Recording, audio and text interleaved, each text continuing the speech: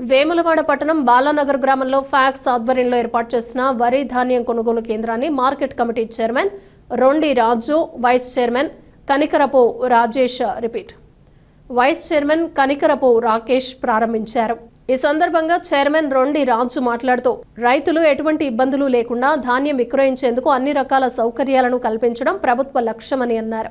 ఈ కార్యక్రమంలో పట్టణ అధ్యక్షులు చంద్రగిరి శ్రీనివాస్ గౌడ్, బ్లాక్ కాంగ్రెస్ అధ్యక్షుడు సాగరం వెంకటస్వామి, మార్కెట్ కమిటీ డైరెక్టర్లు ఖమ్మం గణేష్, కత్తి కనకయ్య, విద్యాసాగర్, పరశురాం, నాయకులు కూరగాయల కొమరయ్య, సంగ స్వామి యాదవ్, తోట రాజు, పులి రాంబాబు, అన్నారం శ్రీనివాస్, పుల్కం రాజు, పీర్ మహమ్మద్, దాడి మల్లేశం, అంబటి చందు, సాయిని అంజయ్య, కుతాడి రాజేశం, కొక్కుల బాలు, కొండ శేఖర్, నాగుల విష్ణు, రమేష్, గంట ప్రకాష్, బాబున్ తదితరులు పాల్గొన్నారు. అవి మన వడ్ల సెంటర్లు, కొనుగోలు కేంద్రాలు ఓపెనింగ్ చేయడం జరుగుతుంది. వేములవాడ పట్టణానికి సంబంధించిన రైతు వర్గానికి ముందుగా శుభాకాంక్షలు తెలియజేస్తున్నాం. ఎందుకంటే వరి ధాన్యాన్ని బాలనగర్లో మా చైర్మన్ గారు, వైస్ చైర్మన్ గారు, మా కమిటీ సభ్యుల ఆధ్వర్యంలో, కాంగ్రెస్ పార్టీ నాయకుల ఆధ్వర్యంలో పెద్ద ఎత్తున ఇక్కడ ప్రారంభోత్సవం చేసుకోవడం జరుగుతుంది. రైతులందరూ ఇక్కడికి వచ్చి మీ వడ్లనైతే ఏవైతే ఉన్నాయో మ్యాచ్ ఉండేటట్టుగా చూసుకొని తొందరనే అందరూ వినియోగించుకోవాలని వేడుకుని అందరికీ నమస్కారం.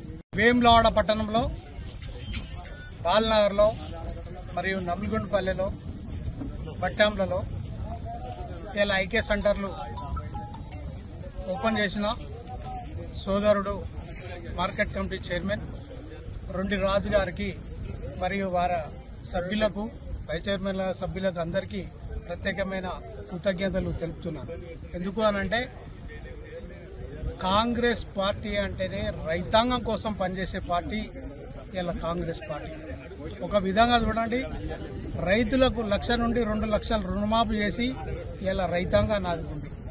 ఇలా వడ్ల గురించి బోనస్గా 500 రూపాయలు ఎక్స్ట్రా వేసి ఇలా పేద రైతులను ఆదుకున్న ఘనత ఇలా రాష్ట్ర ప్రభుత్వం పార్టీ. ఒకసారి ఆలోచన చేయాలి. ఇలా ప్రతి విషయంలో ఏ చిన్న విషయం ఉన్నా కూడా, ఏ విధంగా ఉన్నా కూడా ఇలా చైర్మన్ గారు ఉన్నారు, వారి సభ్యులు ఉన్నారు.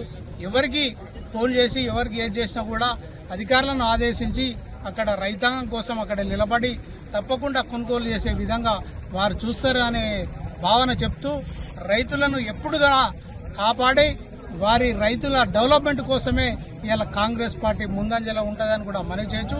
ఈ కార్యక్రమానికి వచ్చిన మా కాంగ్రెస్ నాయకుల సోదరులకు, సోదరిమణులకు ప్రతి ఒక్కరికి ప్రత్యేకమైన ధన్యవాదాలు చెప్తున్నాను.